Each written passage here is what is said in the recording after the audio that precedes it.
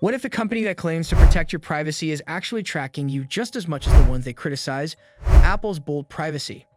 Its iPhone promise might not be as squeaky clean as you think. Stick around to uncover the shocking truth behind Apple's privacy claims, because the devil's in the data. Apple's privacy promise, marketing or reality? Apple has cultivated a reputation as a champion of user privacy, standing out in an industry dominated by companies like Google and Facebook, which are notorious for invasive data collection practices. Through extensive marketing campaigns, Apple portrays itself as the tech company that truly values user privacy. Slogans like privacy, its iPhone, have become synonymous with the brand, and its CEO, Tim Cook, frequently criticizes competitors for exploiting user data for profit. However, this carefully crafted image has been called into question. Critics argue that Apple uses privacy as a marketing strategy to sell more devices, rather than as a genuine commitment to user protection.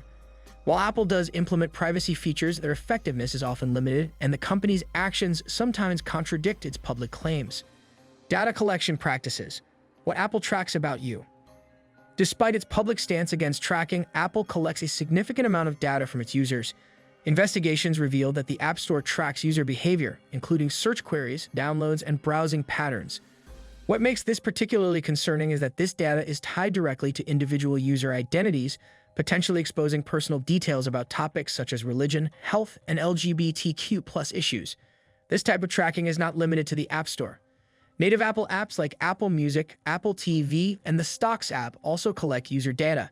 For instance, the Stocks app logs which Stocks users search for and view, along with timestamps, and sends this information back to Apple. These practices raise questions about the extent of Apple's commitment to protecting user privacy, especially since such data collection continues even when users opt out of analytics sharing. Opt-out settings that don't work. Apple provides settings that supposedly allow users to opt out of data collection, but research has shown these settings to be largely ineffective. During device setup, users are asked whether they consent to analytics sharing. However, even when users decline, Apple continues to collect data. The iPhone Analytics toggle, which claims to disable data sharing, makes no measurable difference in the amount of data transmitted to Apple. This discrepancy highlights a fundamental issue with Apple's privacy controls. They appear to exist more for show than for actual user protection. By continuing to collect data even after users have opted out, Apple undermines its own claims about respecting user consent. Class action lawsuits. Legal backlash against Apple. Apple's data collection practices have led to multiple class action lawsuits, with plaintiffs accusing the company of misleading users about its privacy commitments. Central to these lawsuits is Apple's narrow definition of tracking. Apple argues that tracking only occurs when data is shared with third parties, allowing it to collect and use data internally without violating its own rules. Critics contend that this interpretation is deceptive and allows Apple to continue invasive data collection under the guise of privacy. These legal challenges not only expose flaws in Apple's practices, but also highlight the growing skepticism among consumers and regulators about the company's privacy claims. Apple's advertising revenue, privacy versus profits.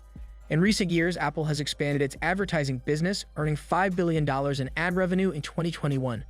While this figure is small compared to Google's $257 billion, it marks a significant shift in Apple's strategy. Advertising inherently relies on user data, creating a conflict of interest for a company that markets itself as a privacy advocate. Apple's approach to tracking reflects this tension. By defining tracking as data sharing with third parties, Apple can collect and use user data for its own advertising purposes without violating its policies. This loophole allows Apple to profit from targeted ads while maintaining its privacy-focused branding, raising questions about its true priorities. Advanced data protection, limited and optional. Apple introduced advanced data protection as a way to improve iCloud security by offering end-to-end encryption. While this feature represents a step forward, it has significant limitations. First, advanced data protection is optional and must be enabled manually, meaning the vast majority of users will not benefit from its protections. Second, key data types such as emails, calendar events, and contacts are excluded from encryption. Even when advanced data protection is enabled, its effectiveness is limited in scenarios where only one party in a communication has activated the feature. For instance, encrypted iMessages can still be backed up unencrypted if the recipient has not enabled advanced data protection. Additionally, metadata for encrypted iCloud photos remains accessible, revealing details like location and timestamps. These gaps make advanced data protection a half-baked solution rather than a comprehensive privacy tool. Apple's compromises in authoritarian markets. Apple's commitment to privacy is often tested in markets with authoritarian governments, and its actions in China provide a notable example. To comply with Chinese regulations, Apple stores user data on local servers that are accessible to the government. This raises serious concerns about the safety of political dissidents, journalists, and activists who rely on Apple devices. Critics point out that Apple's willingness to compromise on privacy principles for market access stands in stark contrast to Google, which exited China rather than comply with similar demands. Apple's actions in China highlight the tension between its stated commitment to privacy and its business priorities. App tracking transparency, a flawed implementation. Apple's app tracking transparency feature is designed to prevent apps from tracking users without their consent. When users open an app for the first time, they are prompted to allow or deny tracking. While this appears to give users control over their data, studies reveal that app tracking transparency is not as effective as it seems.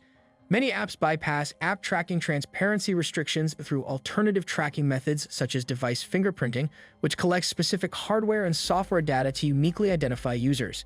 This technique combines seemingly innocuous details like screen resolution, time zone, and installed fonts to create a unique profile of the user, effectively circumventing app tracking transparency safeguards. Apple relies on developers to comply with app tracking transparency, but enforcement is inconsistent and often reactive rather than proactive.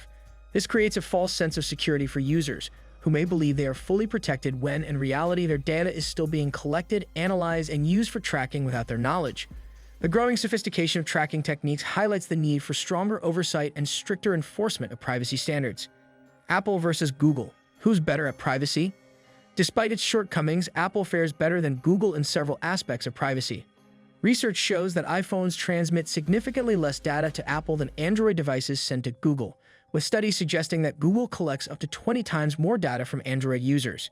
For example, Apple Maps processes most data locally on the device, reducing the amount of personal information sent to external servers, while Google Maps heavily relies on cloud-based data processing, storing location history and search queries on its servers for extended periods. Apple also encrypts certain data types, such as health information and passwords, by default ensuring that even Apple itself cannot access this information. Additionally, Apple's primary revenue source is hardware sales, meaning it has less incentive to collect user data compared to Google, whose business model revolves around harvesting personal data to sell highly targeted advertisements. While Apple is not without flaws, its approach to privacy, though imperfect, provides a comparatively less invasive experience than Google's all-encompassing data collection practices. This distinction makes Apple a more appealing choice for users concerned about maintaining their digital privacy. A mixed bag of privacy strengths and weaknesses. Apple's privacy claims should be taken with caution. While the company has implemented meaningful features like end-to-end encryption and app tracking transparency, these measures are often undermined by poor execution or loopholes. For average users who prioritize convenience and moderate privacy protections, Apple remains a better choice than Google. However, those with higher privacy needs, such as political dissidents or journalists, should consider alternatives like custom Android read-only memory such as Graphene OS. Ultimately, Apple's privacy narrative is more of a marketing tool than a reflection of its actual practices. Users must remain skeptical and informed, recognizing that no company's privacy protections are absolute. Thank you for sticking around and diving deep into Apple's privacy game with me. If you enjoyed this video and want more eye-opening content, don't forget to like this video, subscribe, and hit that bell icon so you never miss a beat. Stay curious, stay skeptical, and I'll see you in the next one.